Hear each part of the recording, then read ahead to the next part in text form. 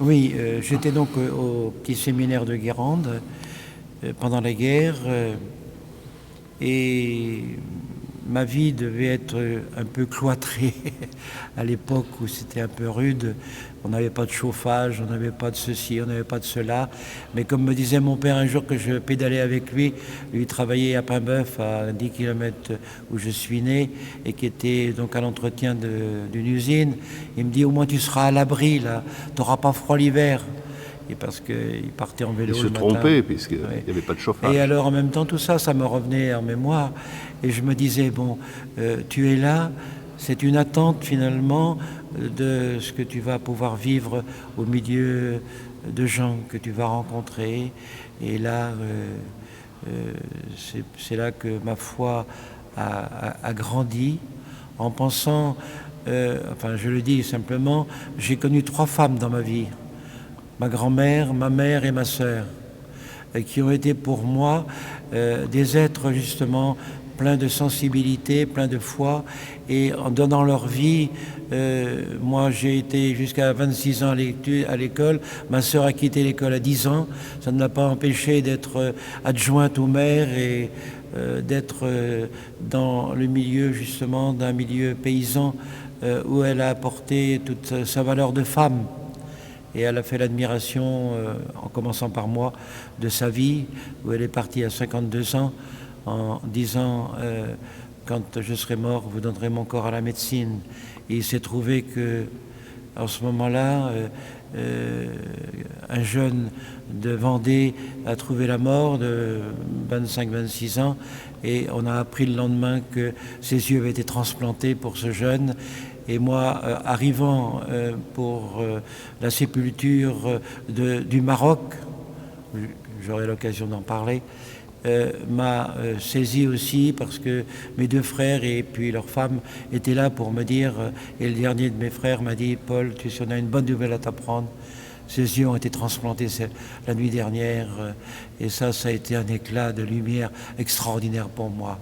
Donc ma vie a été pénétrée finalement des rencontres qui me dépassaient et qui en même temps me donnaient une vision de l'invisible.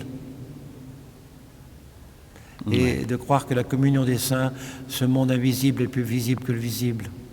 C'est une grâce de Dieu, c'est tout. Alors racontez-moi la suite de votre parcours. Mes études donc, se prolongent jusqu'au bac et puis au baccalauréat. Et ensuite, on passe au grand séminaire où on a 5 ans en principe d'études, à la fois de philosophie, de ce qu'est l'Église, bien sûr, et aussi comment être présent à un peuple qui sera le nôtre, donc beaucoup d'études. Et là, comme je l'ai dit tout à l'heure, c'était pour moi une sorte d'attente pour partir là où je voulais aller, mais pas d'une manière, personnelle, si vous voulez. C'est les signes de Dieu qui m'ont guidé. Enfin, à travers les signes des hommes, des rencontres, bien sûr. Et il s'est trouvé que, étant donné que je continuais à faire mes études comme mes camarades, je suis parti à l'armée, si vous voulez, pour faire mon temps de service militaire, à 23 ans, 22 ans ou 23 ans. Et alors, le même jour, je recevais ma feuille de route pour aller au premier chasseur d'Afrique à Rabat.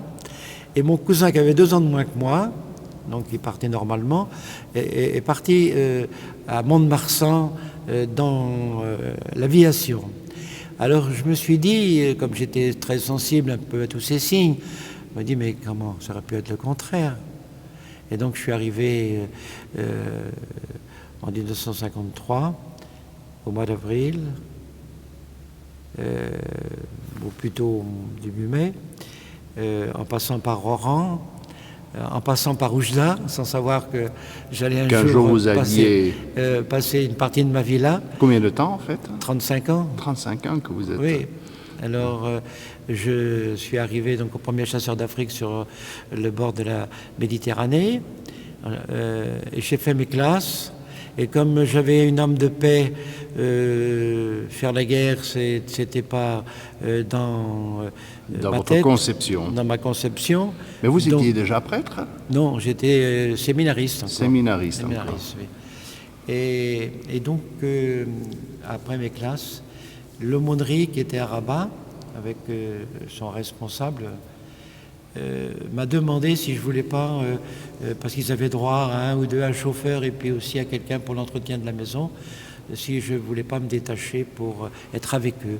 Et ça a été une grâce de Dieu. Pendant 1 an, j'ai été donc à cette aumônerie de Kibibat, là, où il y avait une chapelle et puis un restaurant. J'étais donc le responsable un petit peu du bar et tout. Et donc j'avais le contact avec à la fois les officiers qui passaient et puis les deuxièmes classes. Et donc j'ai eu la chance, vraiment la chance, de rencontrer 2 prêtres extraordinaires.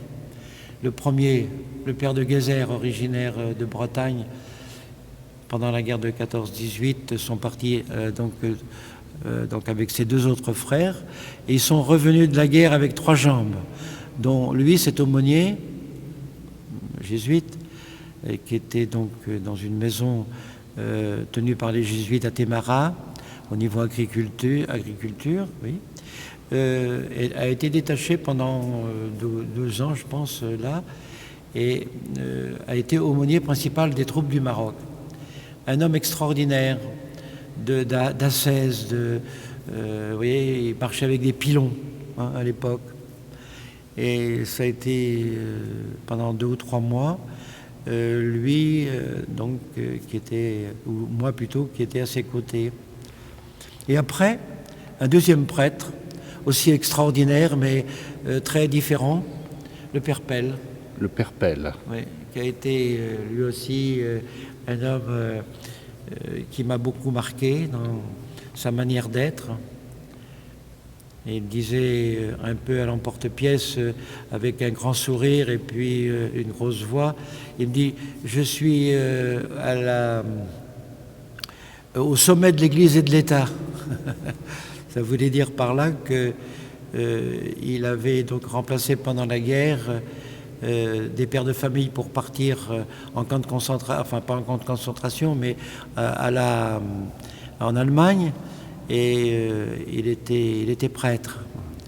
Et il s'est trouvé que lui aussi, quand il avait 15-16 ans, sa sœur aînée et sa mère sont morts de tuberculose en quelques mois. Et donc il a mis sa foi en l'air, quoi. Il ne croyait ni à Dieu ni à diable. Et donc il a fait son service militaire où il était déchaîné un petit peu pour mettre au pied du mur un peu tous ses officiers et tout ça, avec son sourire et sa manière d'être. Et n'ayant pas peur de dire aux officiers après, quand il aurait été prêtre, comment dire, à force de vivre à l'ombre des étoiles, on devient con comme la lune. Alors c'était vraiment définir les choses.